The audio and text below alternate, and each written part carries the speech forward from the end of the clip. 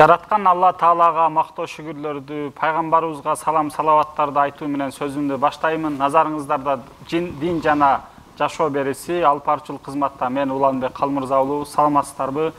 Ардактуу угармандар, бүгүн биз ошол баарыбыз күнгө окуган, дайыма билген таухиддин, башка жатканда ошол келима-и шахадатта деп коет, деги эле ошо таухиддин адеп ахлактык чечмелениши, адеп ахлактык жактан түшүнүлүшү боюнча биз сухбат кылайлы дедик. Ал үчүн бизге Манас университетинин теология факультетинин деканы профессор доктор Хасан Айык агайыбыз келип отурат. Кош келипсиз агай. Жана ошондой эле котормочулук кызматта биздин теология факультетинен Шахмардан Орунбеков агайыбыз келип турат. Кош келипсиз агай. Рахмат. Агай, негизи эле биз эми таухидди, келиме-и таухид деп баарыбыз эле билебиз, баарыбыз айткан, ошол сөздү айтып биз мусулман болгонбуз, бирок ошол мааниси деги эле таухиддин маанисин чечмелеп берсеңиз кандай түшүнсөк болот? Evet, teşekkür ederim. Tevhid kısaca herkesin de bildiği gibi La ilahe illallah Muhammedur Resulullah. Bunun ifadesi bu. Bu aslında dinin özüdür. Ya bütün din bunun üzerinde özetlenmiştir. Rahmatımda aytıp ошол тавхид жөнүндө ачыктама айта турган болсом, бул ошол баарыбыз тилибизден кайталап жадыбызда жасаткан kelime La ilahe illallah Muhammed Resulullah деген kelimemiz. Bu özü negizi dinin özögü deydi. Şimdi bunun anlamına gelince kısaca Allah'tan başka ilah yoktur. La ilahe illallah. Yalnız Allah vardır. Onun dışındaki ilahları reddediyorum. Hz. Muhammed de Yüce Allah'ın kulu ve elçisidir. Manisiga kele turgan bolsok, La ilahe illallah Muhammed Resulullah деген bu Allah Taala'dan başka Kuday yok. Bütün Kudayçalarda yok çetke kagamın. Jana Allah жалгыз, andan başka Kuday yok. Muhammed peygamberdağı Allah Taala'nın elçisi деген manini bildiret.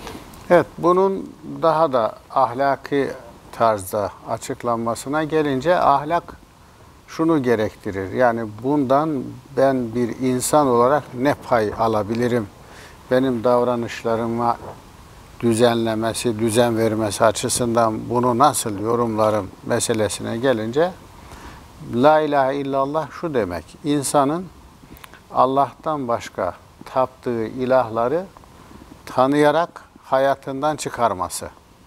Çünkü Allah'tan başka ilahlar şu manada olabilir. Kur'an'da da ifade ediliyor.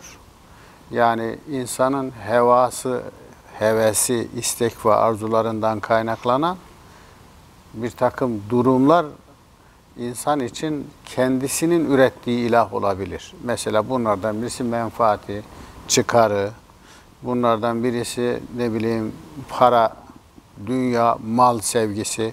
Bunlar çok ciddi şekilde insanın içinde büyüyebilir. İnsanın iyilik yapmasını engelleyebilir. Bu insanın kendi içindeki ilahların temizlenmesi, reddedilmesinden kasıt bir iç temizliğidir. Yani kalbine, kafasına, iç dünyasına girmiş, yer etmiş heva ve hevesten kaynaklı ilahları temizlemek, reddetmek.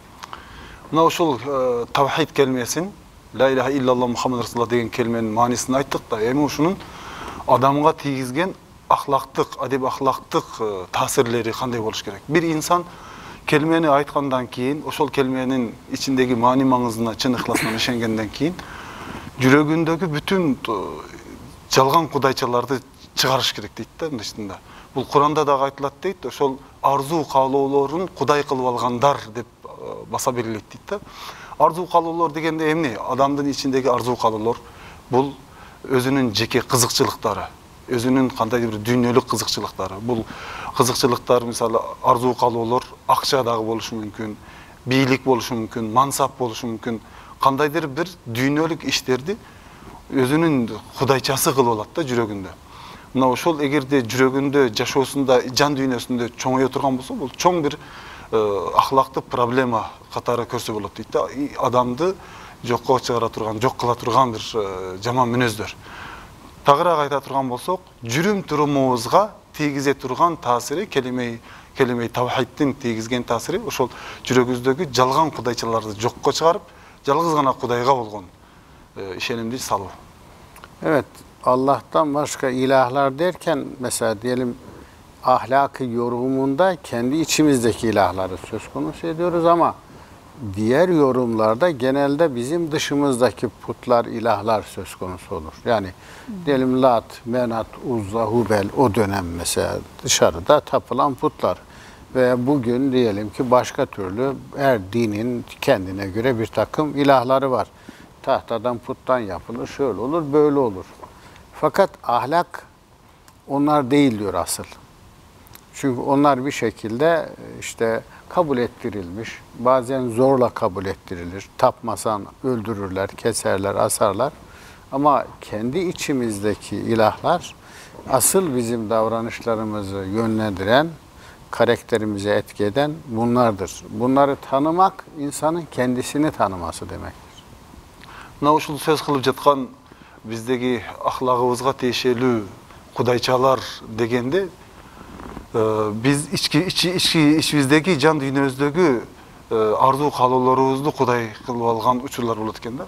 Бирок ошол эле учурда колдо жасалган идолдар деп коебуз, бут, ар түрдүү тактайдан жасалган, кандайдыр бир буюмдан жасалып алган бир учурларда мисалы илгерки доорлордо Лат, Узза деп аталган ошол колдо жасалган идолдарга сыйынган кудайчалар болгон.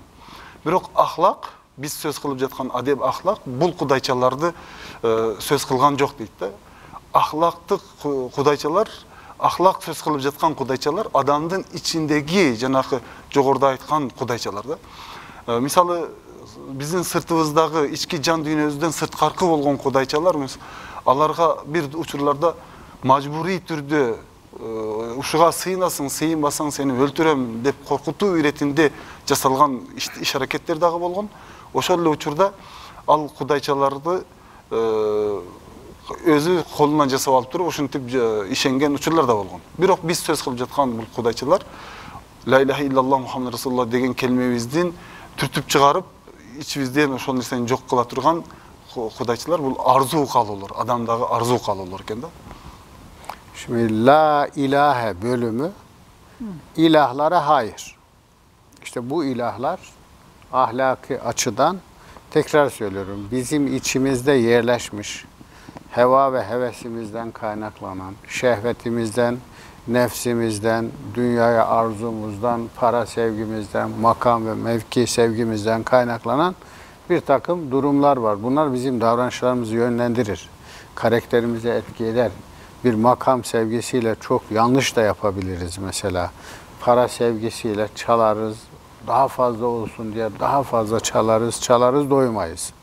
İşte asıl mesele ahlak açısından bunların iç dünyada tanınıp, bilinip ben bir zor baskı olmadan ben kendimi değerlendireceğim, ölçeceğim, tartacağım. Bendeki ilahları ben bulacağım, ben temizleyeceğim. Buna işte Nurettin Topçu isyan ahlakı diyor. İnsanın kendi içinden başlayan ahlak. İsyan. Bu isyan dışarıda birisine karşı değil. Kendi içine yerleşmiş yanlışlara, kendi içine yerleşmiş yalanlara, kendi içine yerleşmiş sahtekarlıklara isyan etmektir. Ağayız aytatat, la ilaha degen jerge çeyin alıp turup, biz içki can dünyözdögü kudayçalarda tazalı deyit da, içindeki can dünyöngdü tanıp bilip turup, la ilaha deyip turup, bütün kudayçalarda içimizdeki baylıkka olgon kızığыбыз, mal dünyöge olgon sүйүүбүз, mansapka, bilikке, kandaydır bir jeke kızıkçılığыбызга olgon içimizdeki sүйүү aşıktığыбызды, arzu kalууларыбызды öz erkimiz menen türtüp çıkarıp, tanıp bilip, demek mende uşun nerseler var eken, men öz erkim menen bunu tanıp bilip durup, bunu men tazalaşım gerek dep. Biröylөр tarafından majburlanbay, özü ihtiyarı menen uşun nerselerdi türtüp çıkarıp can dünyasını tazaloosu. Oşol jerde la ilaha degen jerge çeyinkini uşunday alsak bolot. Andan keyin illallah, Allah Taala'nı tanıyız. Nurettin Topçu dediniz değil mi? Oşol kişi dağı, oşol içki özünün can dünyasındaki kudayçalarda tanıp bilip durup, anı tazallığı isyan. Kандай dep aytsak bolot? İsyan, ошол isyan dep İsyan deyip aytayın, ошондой. İsyan adep ahlakı dep. O isyan adep ahlakı dep aytılат eкен да kıskası. Şimdi la ilahe dedik, içimizdeki ne varsa yanlışları, putları, işte ahlaka mugayir, ters olan şeyleri temizledik. Buna iç temizliği diyoruz. Ondan sonra illallah diyebiliriz. Çünkü ancak Allah vardır demek, Allah'ı kalbine yerleştirmek için kalbin temiz olması lazım. Yani mükemmel manada temiz, iyi, mükemmel manada iyiliğin zirvesi olan bir ilah, yani Allah, gerçek ilah, temiz olmayan, kirli olan bir yerde olmaz. Onun için hatta yani Kabe'nin putlardan temizlenmesi var ya, o da mesela Hazreti Peygamber tarafından Mekke fethedildiğinde o da bir sembolik, yani mecazi, metafor olarak buna benzer bir şeydir. Kabe biliyorsunuz kainatın kalbidir. Bizim Kabe'miz de kendi kalbimizdir. Kabe'de başka putlar varken Yüce Allah orada olmaz. Bizim kalbimizi de kirleten, davranışlarımızı kötüye sevk eden bir takım, yani kendimizin ürettiği heva ve heves putları varken illallah demenin bir anlamı yok. Orada Allah bulunmaz. Yani temizlememiz lazım. İşte ikincisi, illallah diyebilmek için, sadece Allah vardır diyebilmek için birincisinin olması lazım. Mına ошол la ilahe illa, la ilahe dep turup içimizdeki bütün arzu kalılarımızı özüz bilip, anı tazalap turup, andan keyin illallah degen Allah Taala'nı жүрөгүбүzгө жайгаштыруу. Маселе ошол жерден каралыш керек дейт да. А эгерде дейт биз ичибиздеги жан дүйнөбүздөгү арзууларды, каалоолорду, ошол майда барат кудайчаларды ичибизден тазалап чыгарбай туруп илlallah дей турган болсок, анда биз Алла Тааланы ал жерге жайгаштыра албайбыз. Себеби Алла Таала таза жерге гана жайгашат. Алла Таалага болгон ишенимибиз тазалангандан кийин анан Алла Таалага болгон ишеним орношот, уялайт дейт да. Буга бир символик катары, мисалы пайгамбарыбыздагы Меккедеги ыйык Каба, аламдын Кабасы болгон, жер жүзүнүн Кабасы болгон Меккедеги Каба, ошондо болгон бүтүн буттарды тазалап чыгаруусу бул символик катары көрүнөт дейт да. Ушул бүтүн аламдын жер бетинин Кабасы, азыркы Меккедеги Каба болгондой эле адамдын Кабасы жүрөгү дейт да. Жүрөгүндөгү буттарды ошентип тазалап чыгарбаса, ал жерге тазалык болбосо, Алла Таала ал жерде жок дейт да. Ошондуктан биринчиден тазалык болуш керек, бүтүн кудайчылар тазаланыш керек, андан кийин жалгыз Алла Таалага болгон ишеним анан уялайт дейт да. Yüce Allah'ı la ilahe dedik, illallah diyerek kendi dünyamıza yerleştirdik, kalbimizde yer etti ve artık inandık. Ama şimdi bundan sonraki aşamada yapılması gereken şey Yüce Allah'ı tanımak. İşte ona da marifetullah demiştik zaten. Yüce Allah'ı en güzel isimleriyle ve sıfatlarıyla tanımak gerekiyor. Mına emi deyt iman keltirdik deylik deyt da, la ilahe illallah dep turup жүрөгүбүzгө Алла Тааланы жайгаштырдык. Мындан кийинки басамак, мындан кийинки жасай турган ишибиз Алла Тааланы чын ыхластан таанып билүү. Алла Тааланын ким экендигин, онун улуу сыфаттарын, кооз ысым сыфаттарын билүү дейт. Муну марифатуллах деп коет дейт. Ошого карап туруп бет алабыз. Şimdi marifetullah'la tanıma meselesini açıklayıcı bir husus olarak söylüyorum. Sudur nazariyesi diye bir şey var felsefede. İnsanla Allah ilişkisini açıklayan bir nazariye, teori bu. Bunu Farabi ve İbn Sina da zaten açıklamışlar. Şimdi buna göre şöyle bir açıklama getiriyorlar. İnsan Yüce Allah'ı tanıdığı zaman ne kadar mutlak ve mükemmel bir ilah olduğunu anlar. Orada mükemmelliği, orada düzeni, orada sistemi, orada adaleti, orada merhameti, orada izzetin en mükemmelini görür. Bu bir. Ona zaten zenginlik diyoruz. Ama bir taraftan da döner kendine bakar. Yani aşağıya baktığı zaman kendindeki de fakrı diyor tasavvuf. Eksikliği görür. Yüce Allah'ı gördüğü, tanıdığı, marifetullah'la bildiği zaman kendisindeki merhametin azlığını, kendisindeki adaletin yokluğunu, kendisindeki işte o emniyetin, güvenin az olduğunu, hatta yer yer hiç olmadığını fark eder. Buna biz fakir diyoruz. Yani fukaralık diyoruz. Bu erdem fukaralığı demektir. Buradan iki şey çıkar. Bir, kendisinin erdem yönünden, ahlak yönünden eksik olduğunu görür. İki, bu eksikliğin nereden gidereceğini anlar. O da Yüce Allah'ın işte sıfat ve isimleridir. Ve orada asıl zenginlik, yani derler ya, bu hadis de var. Leysel gina ginal kesre velakinnel gina ginen nefsi. Yani asıl zenginlik böyle para çokluğu değildir. Asıl zenginlik gönül tokluğudur diye bir hani tercüme edersek. Yani bizim normalde zenginliğimiz, meselemiz işte kalbin ihtiyacı olan o manevi gıdadır. O gıda da Yüce Allah'ta vardır. Ondan alır, kalbine yerleştirirsen ki önceden temizledin, işte o zaman kalbin içerisinden kötü duygular geçmez artık. Hep iyi şeyler geçer. Elbette insanın zaman zaman da geçer ama pişman olmayı, dönmeyi, tövbe etmeyi, özür dilemeyi de bilir insan o zaman. Ошол Алла Тааланы таанып билип жүрөккө жайгаштыргандан кийин экинчисин айттык, марифатулла Алла Тааланы таанып билүү. Муну дагы Фараби сыяктуу илим адамдары ачыктоого аракет кылышкан дейт да. Эгер дейт жаратуучуну Алла Тааланы таанып билген болсо дейт, жаратуучусун чыныгы мутлак адилеттүү, чыныгы мээримдүү, чыныгы боорукер, бүтүн күч кудурет ага таандык экендигин билет да, өзүнүн алсыз экендигин моюнга ала баштайт. Алла Тааланы улуу, кудуреттүү, ошол эле учурда зеңгин дегени, гани дегени, бай дегени да, Алла Таала бүтүн бардык нерсеге эгедир. Ал эми инсан өзүн ушул жааттан таанып билгенден кийин өзүн ушунчалык бир кеде экендигин түшүнөт. Факыр деп да атабыз. Факыр, бакыр деп да айтабыз ушундай. Ошол себептен айтылат дейт да, көңүл токтугу эң чоң байлык деп айтылат да. Кайсы бир алым айткан экен, ошол лейсел гина, байлык бул байлык эмес, колуңдагы кандайдыр бир материалдык нерсе. Акча же болсо байлык, бул байлык чыныгы байлык эмес, чыныгы байлык жүрөктөгү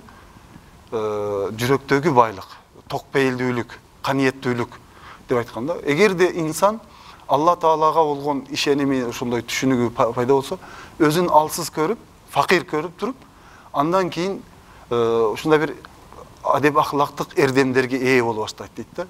Ал дейт кечире билүү, өзүнүн канчалык мээримсиз экендигин, мындай өзүнүн адилеттүү, толук адилеттүү боло албагандыгын, толук түрдө өзүнүн ушундай бир жетише албагандыктарын өзү тааный билет дейт. Ошондо өзүн кедей сезе баштайт дейт да. Бул адеп ахлактык баалуулук, ошонун негизинде адам ичинде жакшы ой сезимдер пайда болот дейт. Жаман нерселерди ойлобойт дейт. Жакшы нерселерди, жакшы ниеттерди кыла баштайт. Кыялында жакшы нерселер, оюнда жакшы нерселер пайда болот дейт. Жыйынтыгында ошол пайдалуу инсан болуп калат дейт да, ушундай. Албетте бул ошол биздин делем жердешибиз болот. Ошо Ибн Сина, Фарабилердин ошол судур теориясы менен ачыктап бергени дагы өтө бир маанилүү деп эсептейм.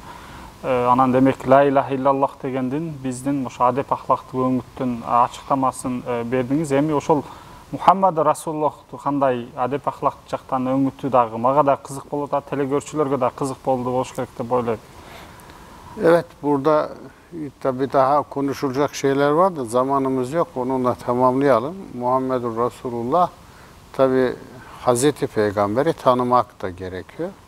Ama Hazreti Peygamber'i de ahlaki açıdan tanımak.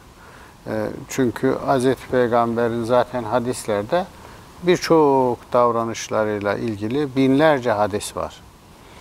Elbette bu davranışların çoğusu da ahlakla ilgilidir ve ahlakidir. Ama hani böyle tek tek onları saymak yerine peygamberlerin tümünü de kuşatan 5 tane sıfatı var. Aynen. Yani Allah'ın sıfatları gibi peygamberlerin de sıfatları var. Bunların her birisi birer ahlaki ilkedir. İşte bizim dediğim gibi mesela ezbere de bize çocukluğumuzda ezberletirler. Sıdk, emanet, fetanet, ismet ve tebliğ şeriat diye 5 tane. Bunları bilmek gerekiyor ki peygamberimizi ahlaki açıdan tanıyalım. Uşul la ilahe illallah'ın ulandısında Muhammed Resulullah degen kelimemiz var. Uşul kelime Muhammed peygamberimizni tanuu maselesi var. Ve Muhammed peygamberimiz jönüyle tanuu var. Ahlaktık bağlılıklarının negizinde tanuu var da. Muhammed Resulullah dep aytkanımızdan keyin peygamberimiz jönünde mingdegen hadisler peygamberimizin ahlaktığı, adep ahlakı jönünde aytılgan hadisler var da. Oşol ahlaktık bağlılıkların peygamberimizni jönünde mingdegen hadisler açıklama jasagan deyt. Biz emi deyt, şol jalpı peygamberlarga taandık bir sıfat var deyt. Misal Allah Taala'nın ulu Qoz ismi sıfatı bar bolgonda ile peygamberlarga taandık özünün sıfatları var deyt. Bunu deyt biz jaş kezibizde, balalık kezibizde bizge jattatkan 5 oşol sıdık, emanat, fatanat, ondan keyin ismat, ondan tabliğ dep uşunday 5 emi aytılат deyt da. Oşon peygamberlarga taandık ahlak deyt. Oşonun negizinde peygamberlardy tanışыбыз керек. Peygamberler oşonday ahlakka iyi olgan dep aytıldı. Şimdi bunların da sadece bir tanesini açıklayalım. Zaman yok. Mesela sıdk. Buna sadakat da denir. Sadakat insanın dostunu, arkadaşını iyi günde, kötü günde terk etmemesi, yalnız bırakmaması. Özellikle kötü gününde terk etmemesi. İyi günde herkes herkese dost olur zaten. Bu nedenle işte Hz. Ebubekir'in Hz. Peygamberliğe dostluğundan dolayı Hz. Ebubekir'e Sıddık diyorlar. Bu sadakat her açıdan insanın hayatında önemli bir durumdur. Yani Hz. İbrahim'in Yüce Allah'la dostluğu söz konusu edilir ya, Halilullah diye Allah'ın yoldaşı yani yoldaşı. Elbette kimse Allah'a hıyanetlik yapamaz ama işte Yüce Allah'a verdiği sözü tutmazsa o da bir çeşit sadakat ihlalidir yani. Sadakat ve sadık dost olan insan, insani ilişkilerde hiç kimseye zarar vermez. Yani ilişkide bulunduğu komşusundan arkadaşına, arkadaşından yol arkadaşına, yol arkadaşından iş arkadaşına kadar herkesle ilişkisinde yani bu sırat-ı müstakim dediğimiz dost doğru yol üzere bir hayat yaşar ve kimseye yalan da söylemez, dedikodu da yapmaz, gıybet de olmaz, aldatmaz, kötü yöne sevk etmez, arkasından konuşmaz. Bu mesela bu önemli bir güven durumudur. Hem kendine güvenir hem başkasına güven verir ve bulunduğu ortamı da aslında iyiliklerle kaplar. Kaplamasına yardımcı olur. Uşul peygamberlarga taandık 5 sıfat jönünde söz kılıp, birok bunun baарын biz açıklanmazı uşul jerde wagtыбыз жетишsiz deyt da. Ошол себептен men bunun başında sıdık sıfatın söz kılıp öteyin deyt. Sıdık degen sadakat degen sözden açıklasak bolat deydi. Sadakat degen özünün janыңдагы, aylanаңдагы saga taandık adamdardын senin janыңдагы жүрген adamдарга болгон ишеним көрсөтүү деген маанини билдирсе, айтсак болот дейт да. Буга мисалы Абу Бакр Сыддык радыйаллаху анхунун пайгамбарыбызга карата болгон садыктыгы, ага көрсөткөн ишенимдүүлүгү да. Hazreti İbrahim Aleyhisselam'dan dağı Allah Taala menen dostu Halilullah dep aytılат deyt. Allah Taala menen bolgon ortasındağı mamile deyt. Albatta deyt, Kudayga hiç kim kıyanatçılık kıla albayt deyt. Kıyanatçılıktın da karama karşısında sadakat durat deyt da, şu işenimdүүлük. Negizi bul işenimdүүлük sadakat. Adamda egerde bar bola turgan bolsa, al hiç kaçan adamga kıyanatçılık kılbayt. Артынан аңдыбайт, артынан жаман сөз сүйлөбөйт, ага карата бир эме кылбайт. Бул садакат кошунаң болсун, жол сапарлашың болсун, yol arkadaşın деп атат, негизги arkadaşың болсун. ошол кошунаң болсун, жол сапарлашың болсун, же чогуу бир жерде жумушта иштеген адамдарың болсун, ким менен болсо, сенин чөйрөңдөгү сен менен мамиле кылган адамдарга сен тараптан жана алар тараптан ишеним көрсөтүү да. Ошол садакат деп айтылат дейт. Мына пайгамбарлардын ошол 5 сыфатынын бири сыдык, ошондой ишенимдүү инсан. Мухаммадил Амин деп бул сөзүмдү мен кошпойм. Мисалы пайгамбарыбыз аябай ишенимдүү инсан болгондо, бүтүн адамдар ага аманатын берип, эме кылган. Пайгамбарыбыз ошондой сыдык болгон да. Ошону агайыбыз ачыктап өттү. Албетте агай, мен ошол албетте пайгамбарлардын да өзгөчөлүгүн бизге сыдыкты айтып бердиңиз, бирок биздин бир аз убактыбыз бар. Мен өзгөчө мына биз билебиз ошо аманатты, фатанатты, таблигтичи. Анан мына исматтын бир аз ачыктап берсеңиз агай. Ошо исматтан биздин адеп ахлактык өңүттөн адамдар ала турган үлүшү кандай? Исмат сыпаты боюнчачы? Peygamberlerin yani bu 5 sıfatının içinde ismat sıfatı var ya, ismet sıfatı. Oradan ahlaki alacağımız nedir yani? Onu açıklayabilir misiniz? Teşekkür ederim. Şimdi tabii orada şöyle bir durum var. Mesela biz ismet sıfatını bir de kelam açıdan falan düşündüğümüzde hiçbir günah işlemeyen, günah namına, yanlış namına hiçbir şeyi olmayan, günahsız diyoruz ya mesela. Burada ahlaki açıdan baktığımızda şöyle bir durum var. Bize Peygamberimiz üzerinde üsvetün hasene diyor Kur'an. Güzel örnek, güzel amel, eylem, fiil örnekleri lazım ya. Şimdi mesela bu güzel örnek içerisinde yanlış yaptığında yanlışını kabul edip özür dilemek de vardır. Ama bizim işte anlattığımız hiçbir yanlışı, günahı, eksiği yoktur dediğinde o peygamber özür dilemez. Çünkü yok ki yanlış. Allah korgogon. Ya ama işte öyle değil. Yani o nedenle gerçi hani zelle demişler. Yani küçük de olsa olur falan da ya hayır yani insan, beşer olan bir peygamberin yine beşer olan bizlere örnek olabilmesi için ahlakın en büyük meselesi rol modeldir yani. Hazreti Peygamber'den daha güzel rol model mi olacak yani? Böyle olabilmesi için sinirlenmesi ve kinini yenebilmesi örneği de lazım bize. Yani mesela ne bileyim bazen istek ve arzularını yani dizginleyebilmesi örneği de lazım. Dediğim gibi bazen olur ya bir çocuğuna karşı birdenbire sinirlenir, yanlış yapar, üzer çocuğunu. Çocuğunu karşısına alıp özür dilerim yavrum diyebilmesi lazım. Bize bu lazım. Bu önemli bir şey. Şimdi mesela bu yüzden, bu nedenle özür dilemek bizim İslam kültürde biraz sıkıntılı bir şeydir. Yani şu manada. Yani daha üstün, daha güçlü olanın daha güçsüz olana özürü yoktur. Güçsüzün güçlüye özür dilemesi zaten yalvarmaktır. Bu özür değildir.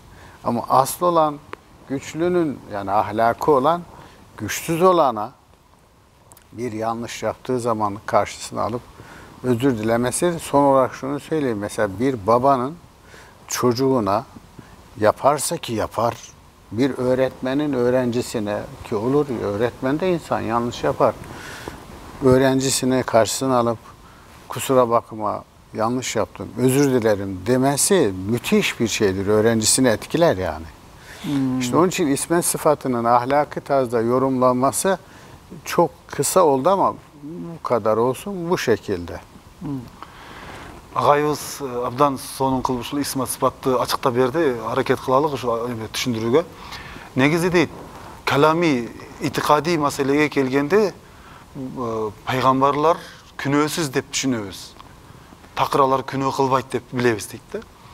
Бирок бир пайгамбар ар тараптан, ар жактан алып караганда bir ülgü көрсөтүш керек дейт. Мисалы Ахсаб сүрөсүндө агайыбыз аятты да айтты: "Лакад кана лакум фи расулиллахи усватун хасана." Ал усвай хасана.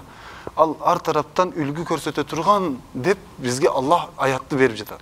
Демек пайгамбар ар тараптан бизге үлгү болуш керек. Ал keçire bilgen jana keçirimdi suraya bilgen dagı özünün açuğun basa bilgen ушул тараптан дагы бизге үлгү көрсөтүш керек.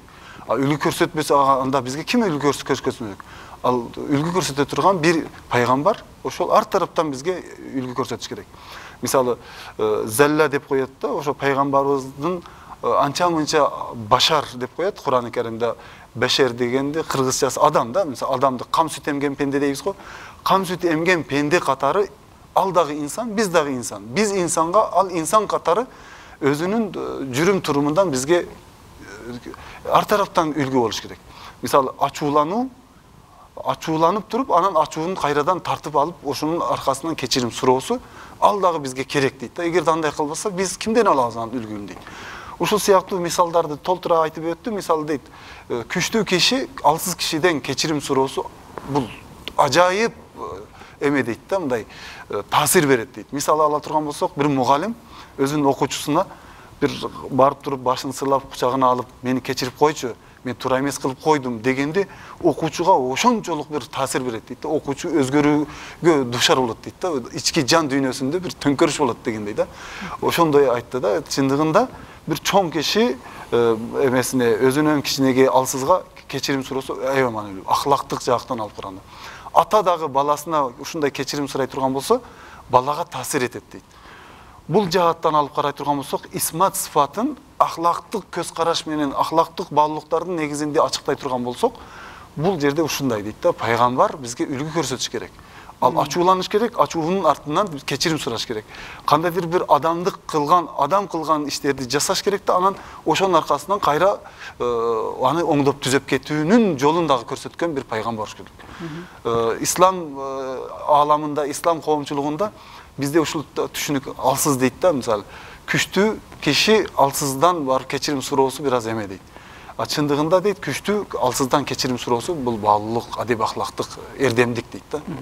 Сизге ыраазычылык билдиребиз агай. Албетте башка берүүлөрдө ошол пайгамбарыбыздын башка өзгөчөлүктөрүн дагы айтып беребиз. Сизге чоң рахмат, ыраазычылык билдиребиз. Ардактуу көрүүчүлөр, бүгүн биз ошол таухиддин адеп ахлактык өңүттөн чечмелерин кеп кылдык. Албетте ошол таухид дегенде биз ла илаха иллаллах дегенде бүт кудайлар жок, Аллах Тааладан башка бардык кудайлар жок деп. Албетте мусулмандар үчүн кандай маани берет дегенде, ошол мусулман жүрөгүндөгү ар кандай байлык, бийлик, мансап, атак, даңк, же болбосо окшогон бүт нерселерин тазалап, бир гана Аллах Таалага орун берүүсү жана чектелүүсү. Ал эми Мухаммад Расулуллах дегенде дагы бул эмне? Мухаммед пайгамбар анын элчиси дегенде ошо пайгамбарларга тиешелүү болгон 5 сапат бар. Ошол исмат, фатанат, сыдык, таблик сыяктуу ошолордон дагы адам баласына, инсанга ала турган толтура пайдалар бар. Ошол эле мисалы бүгүнкү берүүдөгү сыдык дегенде бул берилгендик, башка бирөөгө ишенгендик дегенден дагы бул пайгамбардын өзгөчөлүгү мага тиешелүү жок деп айта албайбыз. Демек, исметтен дагы, фатанаттан дагы, табликтен дагы, сыдыктан дагы адам баласына ала турган үлүшү, адеп ахлактык бир өзүнө алган бир андай бөлүкчөсү, насиби бар десек болот экен. Ушуну менен дин жана жашоо берүүсү соңуна келип жетти. Эмки берүүлөрдөн көрүшкөнчө сак саламатта туруңуздар.